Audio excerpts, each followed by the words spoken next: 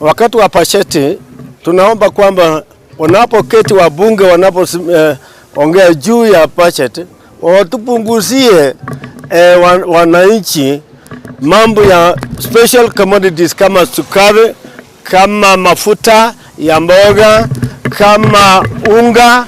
Hiyo tunahitaji kabisa, sababu tumeumia sana kwa uchumi ya Kenya yetu. Tunasema wache wabunge wote wasifanye chochote ili mwananchi azidi kuteseka, maana wakati uchumi imesoroteka vibaya. Yes, my name is Yagon Kapkorir. I'm a resident of Bureti and a legal practitioner. Now, concerning the proposed budget, personally, I'm not happy about it. Why? Because a lot of issues, the corruption issues, has not been addressed, and you realize that the budget is skyrocketing every year, every financial year. As of now, it is standing at around 4.2 trillion actually, and you realize that's a lot of money. Most of the citizens are being overtaxed, so that we fund these budgets. You realize everyone now has been taxed to the last coin, and there is no substantial developments that we are seeing. Actually, the focus, I've seen the focus is on agriculture, on the issue of digital economy and affordable housing. But you realize you cannot stay in an house without electricity, without water, and all those other utilities, which again you must pocket from your pocket. And there is no salary or money to be funded. So basically, I'm not happy about it. Thank you. Now, the government has been talking about the internet users, whereby youths are to be self-employed on internet, through internet.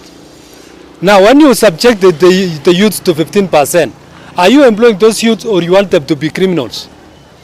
So the government should remove the 15% which has been increased on the internet users. Now, Mazingira tax. We are calling upon on the Mazingira tax. We are talking about having a friendly environment. But now when you subject those people who are supposed to be promoting environment, for example, the FLOCA team.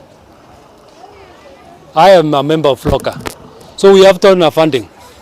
So if you subject the donor funding to taxes, our environment will not be changed. So we ask the government to have 0% on environmental tax. The government should remember the consequences of Gen Z's on 2024 budget.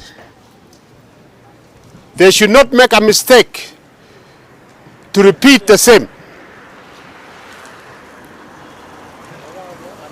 Instead, the budget should favor the factories which will produce items to be sold in the market. My name is Langat Gideon, and I want to weigh in a little bit about the budget yet to be read. And I would like to ask the government, to consider us the young generation, the youths. They should not tax everything, because some of us are still struggling to make ends meet.